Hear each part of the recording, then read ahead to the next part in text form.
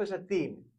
Σου δίνει μια ομπρέλα στη λιακάδα και στην παίρνει μόλις ξεκινήσει να βρέχει. Μ' αρέσει αυτός ο παραλληλισμός. Πολύ ωραίο. Και πάμε στον εξοδικαστικό μηχανισμό. Σου δίνει λοιπόν το κράτος ένα όπλο. Παλιότερα, πριν από μερικά χρόνια, είχε βγει ο εξοδικαστικός μηχανισμός με τα 7 στάδια, τα οποία δεν έφτανε ποτέ στο 7ο στάδιο. Έτσι. Και αν έφτανε στο 7ο στάδιο, ξέγκλινε και δεν μπορούσε να συνεχίσει παρακάτω. Και ξανά αιτήσεις, γιατί ήταν προβληματικός.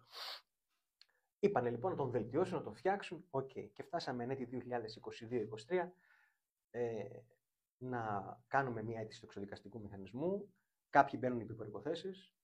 Δεν είναι για όλους ο εξοδικαστικός μηχανισμός. Αυτό πρέπει να το διευκρινίσουμε και πολύ σωστά. Κανείς δεν είναι για όλους ο εξοδικαστικός μηχανισμός. Όχι. Οπότε μην έχετε στο μυαλό σας, γενικά όποιος ακούει ή όποιος έχει ασχοληθεί με αυτό, ότι χρωστάω, εγώ θα μπω ή βρίσκεται ή σας βρίσκουν για να τα πάρω όλα.